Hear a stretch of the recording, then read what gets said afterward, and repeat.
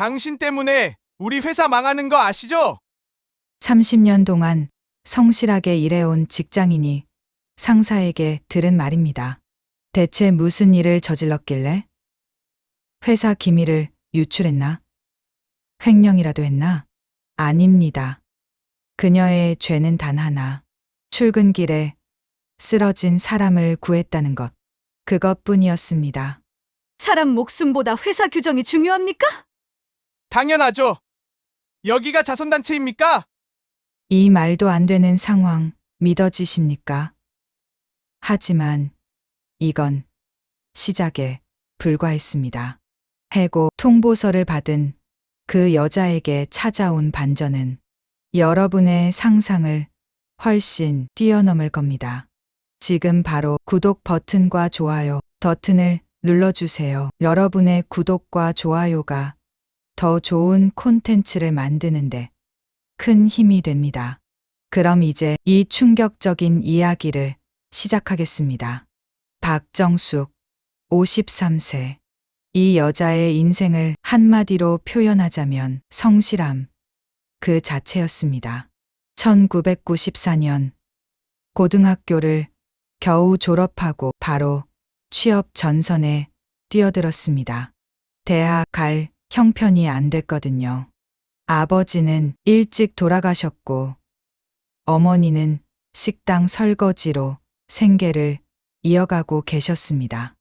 엄마, 나 대학 안 가고 돈 벌게. 정수가. 그래도 대학은 나와야지. 괜찮아요. 나 공부 머리도 없어. 빨리 돈 벌어서 엄마 좀 편하게 해드릴게. 그렇게 시작한 직장 생활이었습니다. 처음엔 작은 무역회사 사무보조로 시작했습니다. 월급 45만 원. 지금 생각하면 말도 안 되는 금액이지만 당시엔 그게 전부였습니다. 복사하고 서류 정리하고 커피 타고 심부름 다니고 하루하루가 고되었지만 정숙은 불평하지 않았습니다. 이게 내 인생이야. 받아들이고 열심히 사는 거지 뭐. 5년 후 그 회사가 부도났습니다. 정숙은 다시 취업 준비를 해야 했습니다. 이번엔 조금 더 큰 회사, 지금 다니고 있는 한강산업에 입사했습니다. 1999년 24세의 정숙은 다시 말단 사원으로 시작했습니다. 그리고 2024년 현재까지 25년을 한 회사에서 버텼습니다. 그동안 무슨 일이 있었을까요? 2005년 정숙은 결혼했습니다. 같은 회사 생산직 직원이었던 남자와요. 정수가 나랑 결혼해 줄래? 잘해줄게. 오빠, 나 고졸이고 별 볼 일 없는데 괜찮아? 그게 무슨 상관이야. 너처럼 착한 사람 없어. 2007년 딸을 낳았습니다. 이름은 수진. 2010년 남편이 교통사고로 세상을 떠났습니다. 음주운전 차량에 치여서 정숙은 하루아침에 홀로 남았습니다. 3살배기 딸과 함께. 어떡해. 나 혼자서 어떡해. 하지만 무너질 시간도 없었습니다. 딸을 키워야 했으니까요. 정숙은 더 악착같이 일했습니다. 야근도 마다하지 않았고 주말 근무도 자원했습니다. 조금이라도 더 벌어야 했으니까요. 회사 동료들은 정숙을 이렇게 평가했습니다. 정숙 씨는 정말 성실해. 맡은 일은 확실하게 하더라. 그런데 좀 답답한 면도 있지. 너무 원칙적이랄까? 정숙은 융통성이 없었습니다. 아니, 없는 게 아니라 없을 수 없었습니다. 한 번이라도 실수하면, 한 번이라도 미끄러지면 모든 게 무너질 것 같았으니까요. 그렇게 14년이 흘렀습니다. 딸은 어느새 고등학생이 되었고 정숙은 여전히 같은 자리에 있었습니다. 승진은 한 번도 못했습니다. 2015년 대리 승진 기회가 있었습니다. 하지만 탈락했습니다. 정숙 씨, 미안해요. 이번에도 안 됐네요.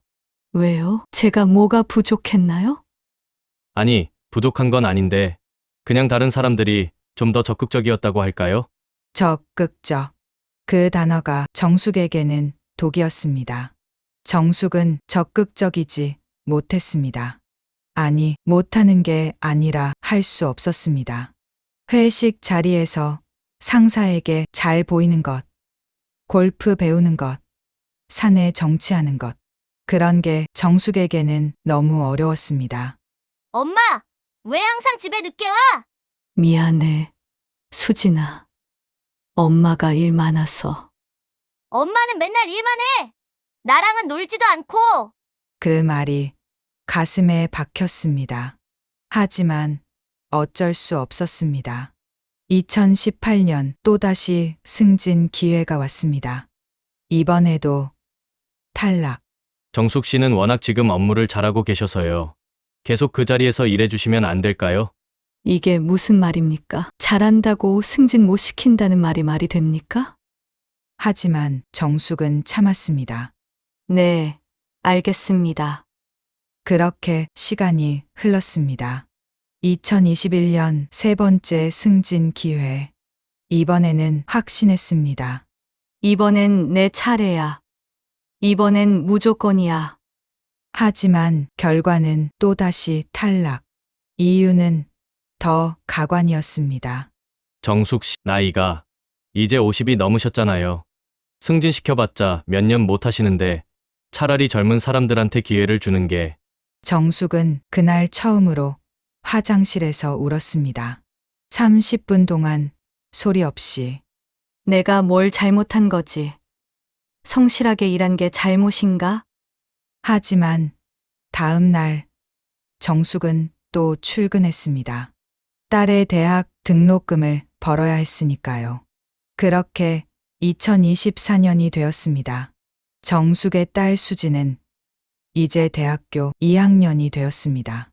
엄마, 나 올해 등록금 장학금 받았어. 정말? 우리 딸 대단하네.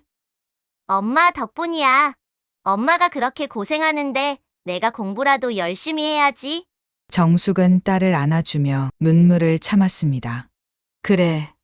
조금만 더 버티자. 수진이가 대학 졸업하고 취업할 때까지만. 그리고 그날이 왔습니다. 2024년 11월 14일 목요일. 정숙의 인생이 완전히 뒤바뀔 그날. 아침 5시 30분. 알람이 울렸습니다. 정숙은 습관처럼 몸을 일으켰습니다. 창밖은 아직 어둠이었습니다. 간단히 세수를 하고 냉장고에서 어제 만들어둔 김밥을 꺼냈습니다. 엄마, 벌써 가? 잠결에 수진이 물었습니다. 엄마 일찍 나가야 해. 너 아침 꼭 먹고 학교 가. 알았어, 엄마. 조심히 다녀와. 정숙은 딸의 이마에 입을 맞추고 집을 나섰습니다. 지하철역까지는 걸어서 15분. 7시 정각 지하철을 타면 8시 30분에 회사에 도착할 수 있었습니다. 정숙은 지하철 안에서 핸드폰을 꺼냈습니다. 회사 단톡방에 새벽 2시에 올라온 메시지가 있었습니다. 내일 아침 8시 30분 긴급회의. 전원 참석. 박현수 팀장이 올린 공지였습니다. 새벽 2시에 공지를 올리다니. 정말. 정숙은 한숨을 쉬었습니다. 박현수. 이 남자는 3년 전 외부에서 영입된 40대 팀장이었습니다. 명문대 출신의 MBA 학위까지 가진 엘리트. 하지만 실적은 형편없었습니다. 그가 팀장으로 온 후 팀 실적은 오히려 떨어졌습니다. 실제로 지난 분기 보고서를 보면 명확했습니다. 박 팀장이 오기 전 분기 대비 매출은 15% 감소. 고객 만족도는 20% 하락. 하지만 박 팀장은 매번 이렇게 보고했습니다. 시장 상황이 좋지 않아서 어쩔 수 없었습니다. 하지만 우리 팀은 최선을 다했고 다른 팀에 비하면 선방한 편입니다. 거짓말이었습니다. 다른 팀들은 오히려 실적이 올랐으니까요. 하지만 임원들은 박 팀장의 말만 믿었습니다. 왜냐하면 박 팀장은 골프를 잘 쳤고 임원들과 자주 술을 마셨고 적절한 타이밍에 선물을 잘 돌렸으니까요. 그리고 그는 실적이 나쁜 이유를 항상 팀원들 탓으로 돌렸습니다. 우리 팀원들이 좀 더 적극적이었으면 좋겠습니다. 특히 고참 직원들이 변화를 거부하는 경향이 있어서. 고참 직원. 그게 바로 정숙을 의미했습니다. 박 팀장은 정숙을 타깃으로 삼았습니다. 왜냐하면 정숙은 만만했으니까요. 승진도 못 한 50대 여직원. 집안 사정도 어렵고 회사를 그만둘 수도 없는 사람. 완벽한 희생양이었죠. 박정숙 씨, 이 보고서 형식 왜 이래요? 팀장님께서 지난주에 주신 양식대로 작성했는데요. 내가 언제 이런 양식을 줬어요? 증거 있어요? 이런 식이었습니다. 한두 번이 아니었습니다.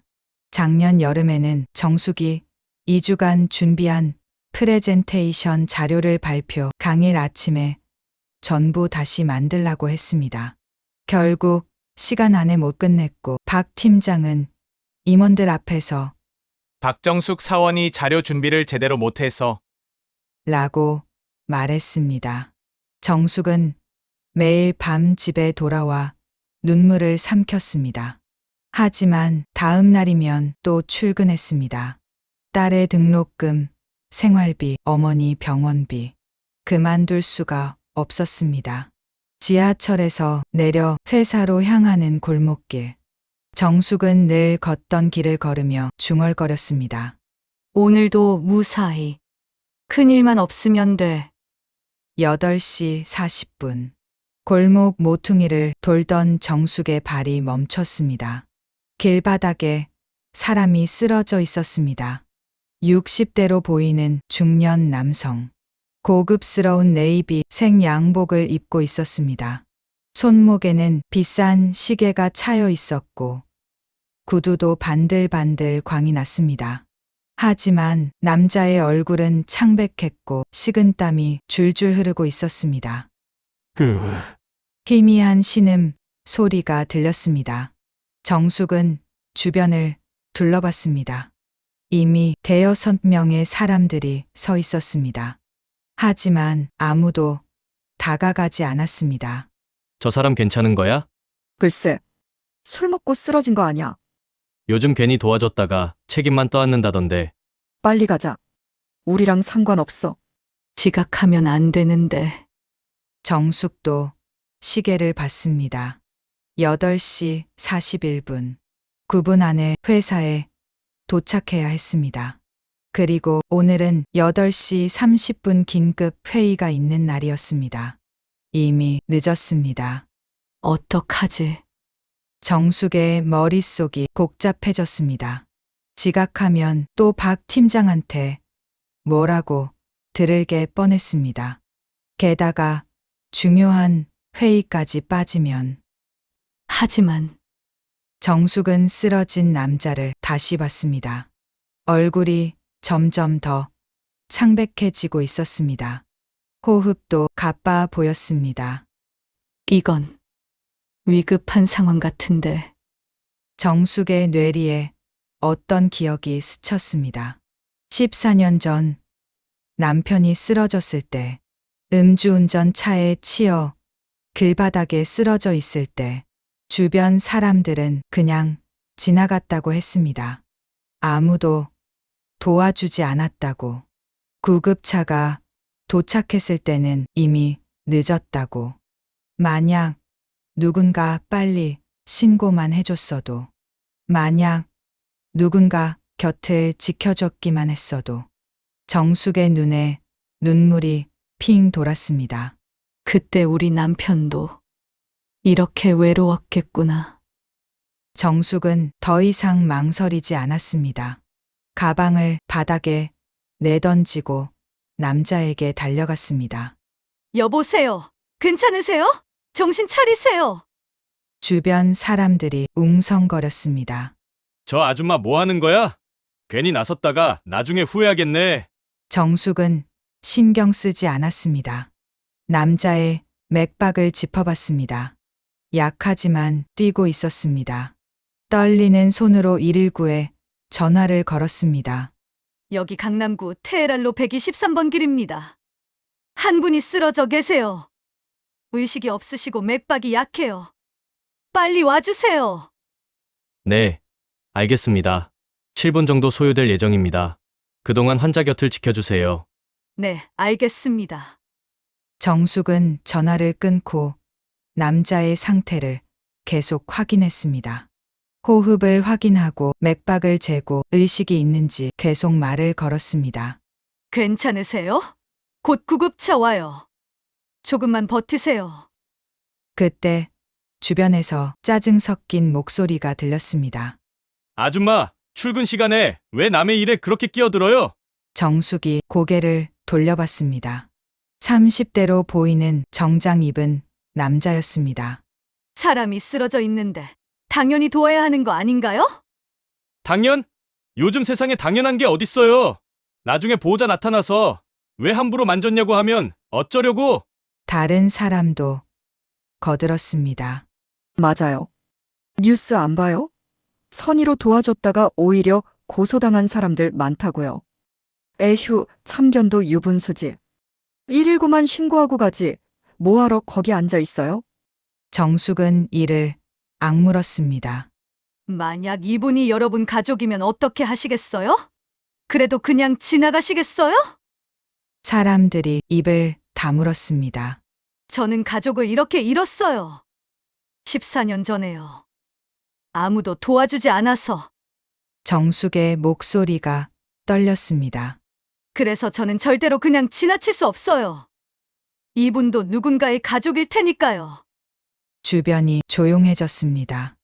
5분이 지났습니다. 남자의 얼굴이 점점 더 창백해졌습니다.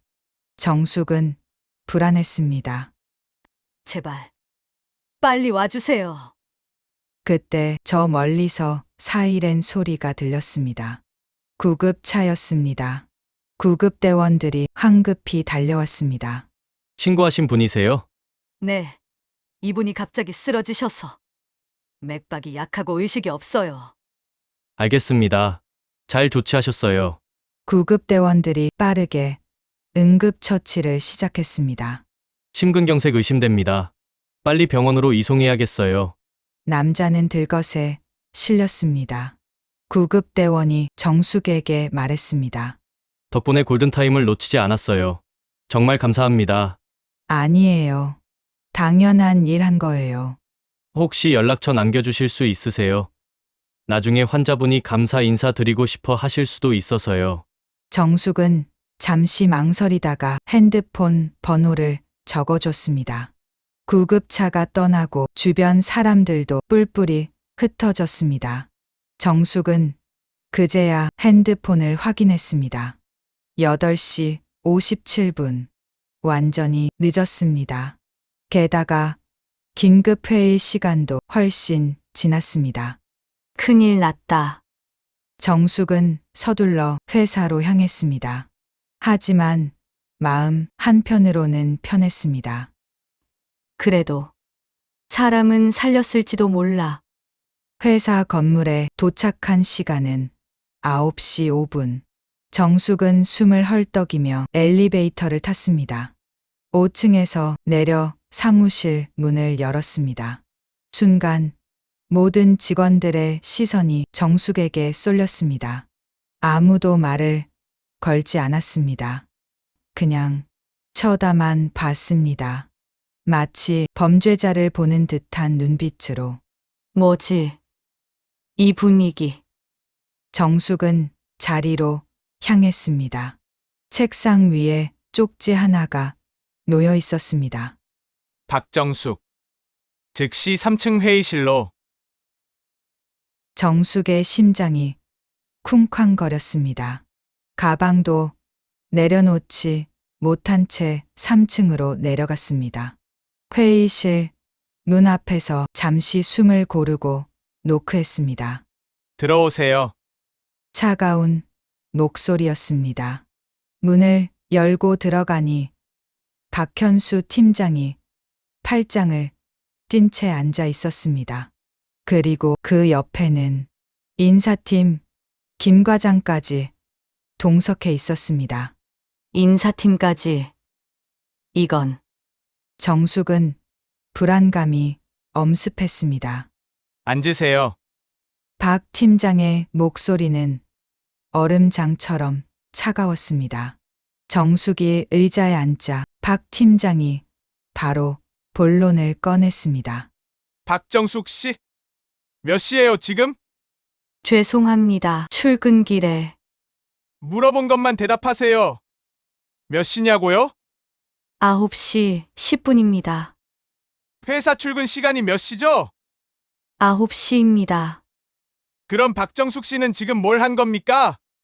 죄송합니다. 박 팀장이 비웃듯 웃었습니다. 그래요. 지각했죠. 그것도 프로젝트 최종 보고 날에. 그것도 긴급 회의가 있는 날에 말이에요. 팀장님, 그게 아니라 변명은 됐고요. 박 팀장이 서류 하나를 탁 던졌습니다. 오늘 아침 8시 30분 긴급 회의가 있었습니다. 대표이사님이 직접 참석하신 자리였죠.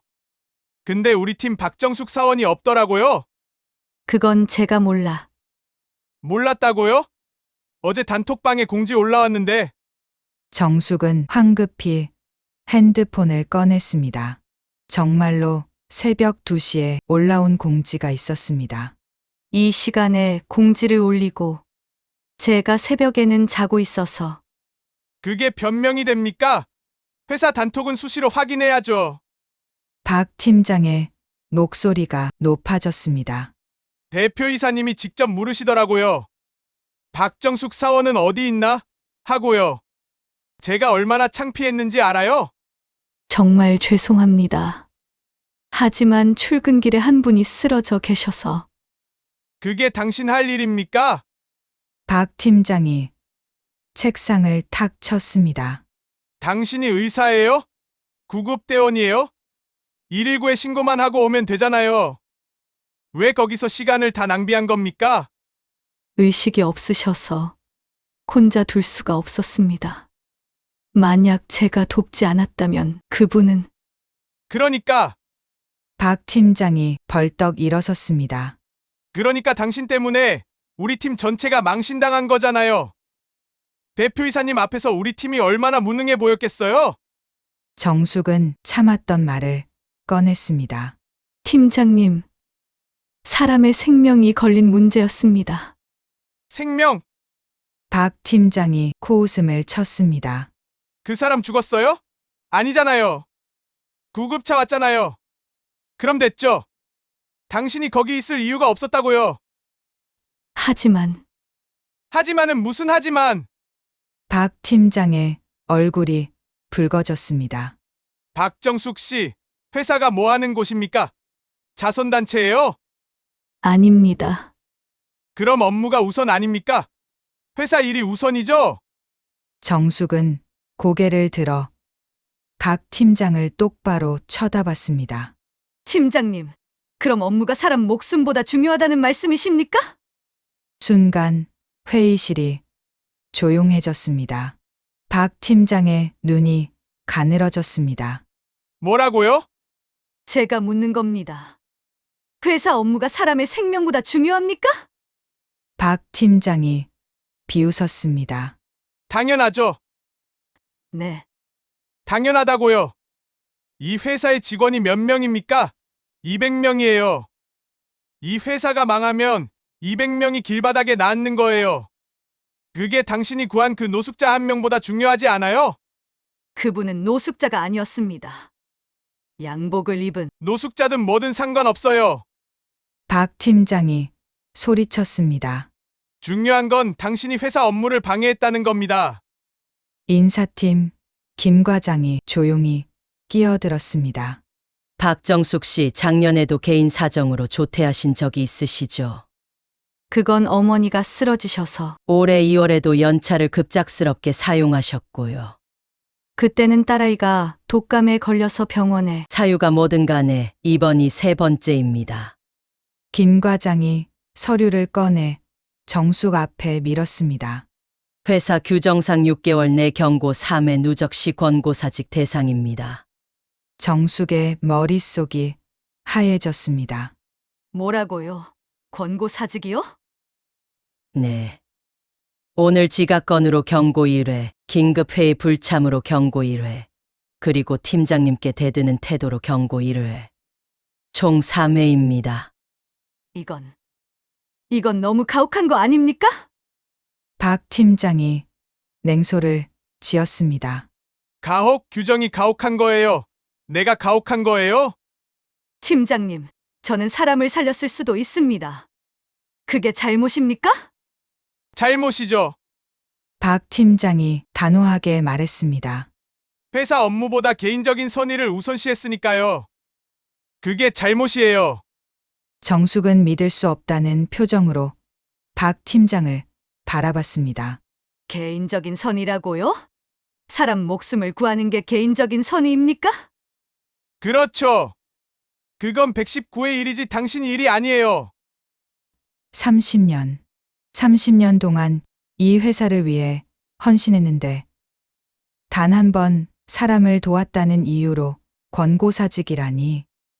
팀장님, 정숙의 목소리가 떨렸습니다. 저는 30년간 이 회사를 위해 일했습니다. 그래서요? 30년 근무했다고 특별 대우 받는 거 없어요. 박 팀장이 비웃었습니다. 권고사직이랑 징계해고는 달라요. 권고사직은 퇴직금 나오지만 징계해고는 한 푼도 안 나와요. 정숙은 입을 다물었습니다. 딸의 등록금, 어머니 병원비, 퇴직금이 없으면 일주일 드릴 테니까 사직서 내세요. 조용히 나가면 퇴직금 다 드립니다. 다음 이틀은 지옥이었습니다. 동료들은 정숙을 피했고 아무도 말을 걸지 않았습니다. 괜히 나섰다가 본인만 손해지. 30년 다닌 거 한순간에 난리네. 그날 저녁 정숙은 딸에게 말했습니다. 수진아, 엄마가 회사를 그만둬야 할 것 같아. 수지는 눈물을 흘렸습니다. 엄마가 뭘 잘못했어? 사람 살린 게 잘못이야? 싸워봤자 내가 이길 수 없어. 그리고 싸우면 퇴직금도 못 받아. 정숙은 딸을 안아주었습니다. 엄마가 알아서 할게. 사흘째 되는 날, 정숙은 아침 일찍 출근해 사직서를 쓰기 시작했습니다. 어차피 버틸 수 없어. 조용히 나가는 게 낫겠어. 손이 떨렸습니다. 30년의 무게가 느껴졌습니다. 그때였습니다. 회장님이 오셨습니다. 강병수 회장, 최대 주주이자 창업주. 평소에는 경영 일선에서 물러나 있는 사람이 갑자기 나타났습니다. 10분 후 인사팀 직원이 달려왔습니다. 박정숙 씨, 사장님이 찾으십니다. 지금 당장. 떨리는 다리로 사장실로 향했습니다. 문을 여는 순간 정숙은 얼어붙었습니다. 사흘 전 길에서 쓰러져 있던 바로 그 남자가 서 있었습니다. 박정숙 씨 맞으시죠? 남자는 깊숙이 허리를 숙였습니다. 제 목숨을 구해주셔서 정말 감사합니다. 이분이 우리 회사 최대 주주이신 강병수 회장님이십니다. 정숙의 머리가 하얘졌습니다. 강 회장이 말했습니다. 그날 제가 급성 심근경색으로 쓰러졌습니다.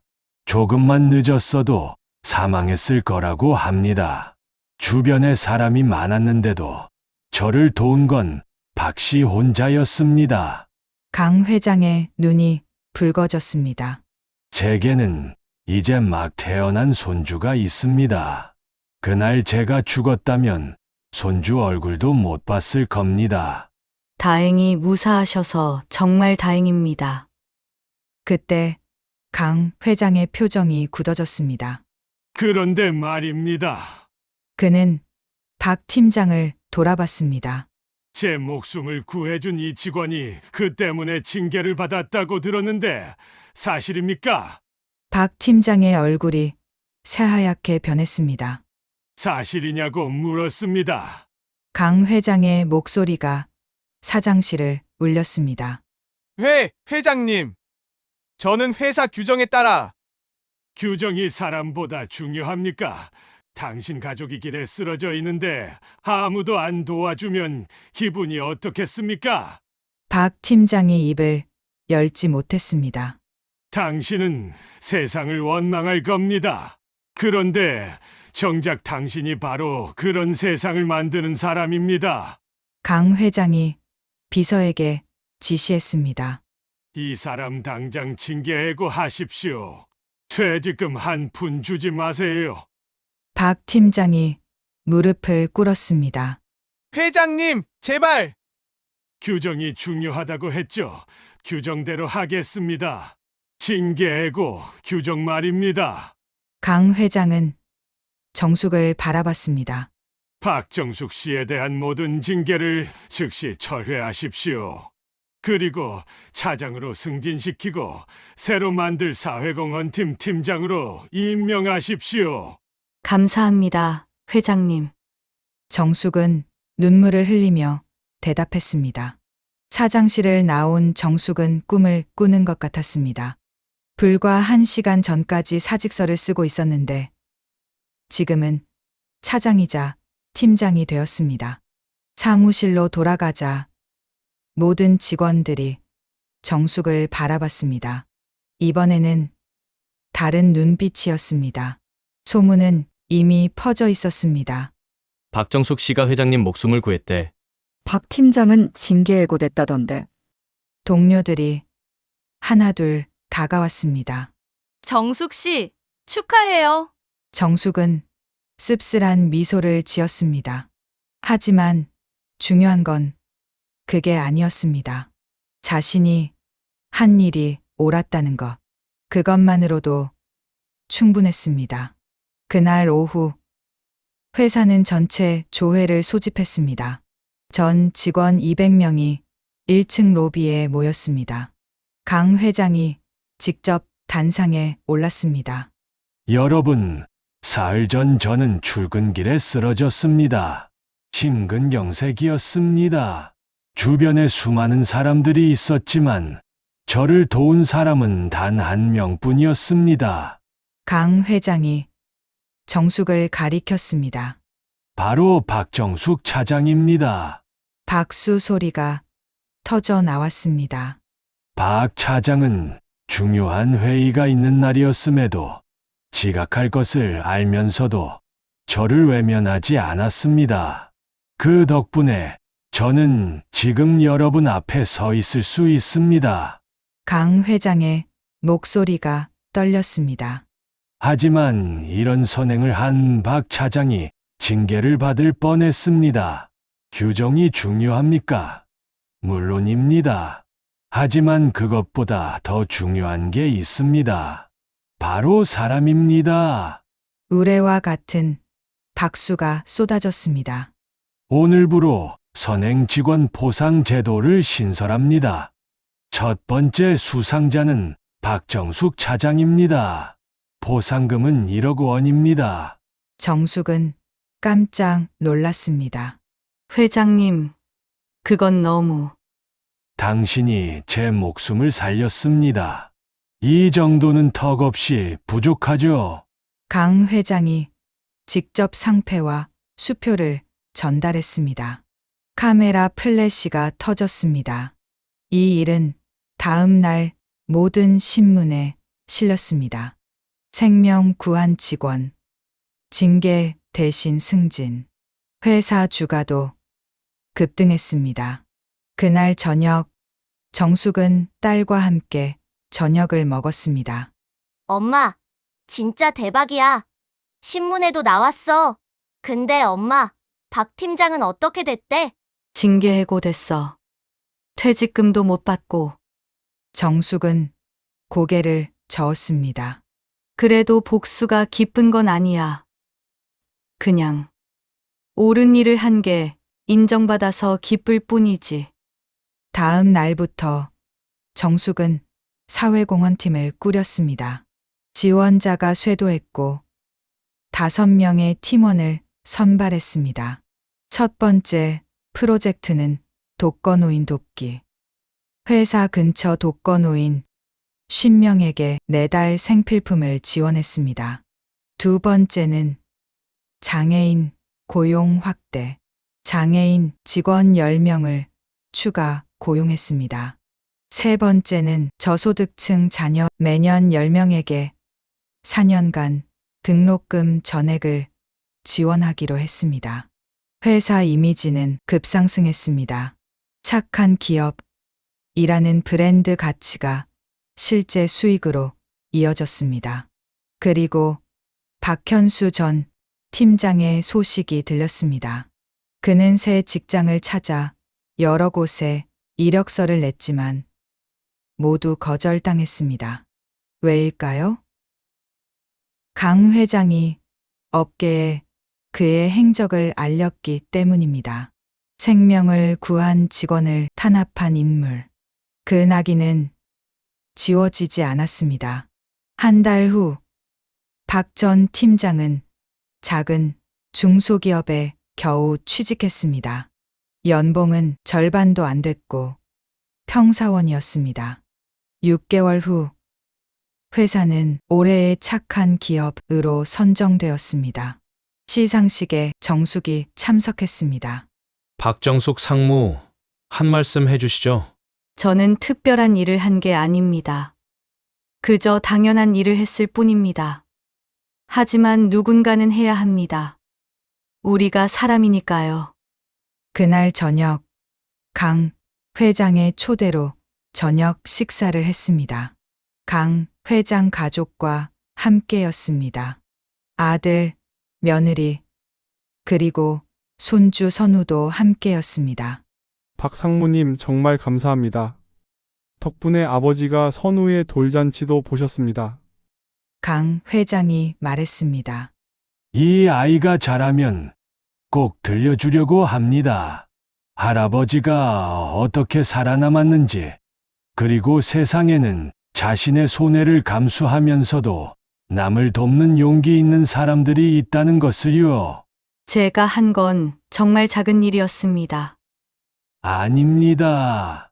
세상이 각박해진 건 큰 악 때문이 아니라 작은 선을 외면하기 때문입니다. 박 상무님은 그 작은 선을 실천하셨습니다. 1년이 흘렀습니다. 회사는 업계 1위가 되었습니다. 착한 기업이라는 이미지가 최고의 마케팅이 되었고 우수한 인재들이 몰려들었습니다. 어느 날 정숙은 한 대학교 강연에 초청받았습니다. 주제는 한 번의 선택이 인생을 바꾼다였습니다. 강연장에는 수백 명의 학생들이 앉아 있었습니다. 여러분, 저는 53세까지 승진 한 번 못한 평범한 직장인이었습니다. 어떻게 이게 가능했을까요? 정숙은 잠시 말을 멈췄습니다. 단 한 번의 선택 때문입니다. 쓰러진 사람을 외면할 수도 있었지만 저는 도왔습니다. 하지만 제가 말하고 싶은 건 결과가 아닙니다. 저는 승진하기 위해 그 사람을 도운 게 아닙니다. 그냥 옳은 일이니까 했을 뿐입니다. 만약 그날 저를 도운 것 때문에 정말로 해고당했다면 어땠을까요? 후회했을까요? 정숙은 고개를 저었습니다. 아닙니다. 저는 그래도 같은 선택을 했을 겁니다. 왜냐하면 그게 사람이니까요. 세상은 냉정합니다. 선한 사람이 손해보는 일도 많습니다. 하지만 그럼에도 불구하고 우리는 사람다워야 합니다. 그게 바로 우리가 짐승이 아니라 인간인 이유입니다. 우레와 같은 박수가 터져 나왔습니다. 강연이 끝난 후 한 여학생이 다가왔습니다. 만약 그날 회장님이 아니라 정말 노숙자였다면요? 그래도 똑같이 하셨을까요? 정숙은 빙그레 웃었습니다. 당연하죠. 그 사람이 회장이든 노숙자든 사람은 사람이니까요. 3년째 되는 해, 정숙은 딸 수진의 결혼식에 참석했습니다. 엄마, 나 정말 행복해. 그래. 우리 딸. 엄마도 행복해. 엄마가 아니었으면 나 대학도 못 갔을 거야. 고마워, 엄마. 정숙은 딸을 꼭 안아주었습니다. 결혼식에는 강 회장 가족도 참석했습니다. 강 회장이 다가와 봉투를 건넸습니다. 신혼집 전세금입니다. 받아주십시오. 회장님, 이건 너무 과합니다. 과하지 않습니다. 당신이 제 목숨을 살렸는데 이 정도는 아무것도 아니죠. 정숙은 눈물을 글썽이며 받아들었습니다. 그날 저녁, 정숙은 남편의 묘소를 찾았습니다. 여보, 나 이사 됐어. 25년 동안 한 번도 승진 못하던 내가 말이야. 바람이 불어왔습니다. 그때 당신이 쓰러졌을 때 아무도 도와주지 않았잖아. 나 그게 너무 원망스러웠어. 그래서 나는 절대로 그렇게 하지 않겠다고 다짐했어. 정숙의 눈에 눈물이 고였습니다. 그리고 그 다짐을 지켰어. 그랬더니 내 인생이 완전히 바뀌었어. 여보, 나 잘하고 있는 거 맞지? 당신도 자랑스러워하고 있지? 바람이 다시 불어왔습니다. 마치 대답하는 것 같았습니다. 자, 여러분. 오늘 이야기 어떠셨습니까? 속 시원하셨죠? 박정수.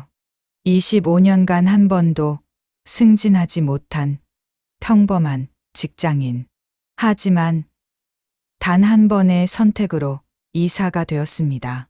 이게 바로 인생 역전입니다. 여러분도 기억하세요.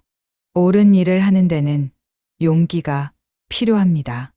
하지만 그 용기가 결국 여러분의 인생을 바꿉니다. 댓글로 여러분의 생각도 들려주세요. 다음에는 더 짜릿한 스토리로 찾아뵙겠습니다.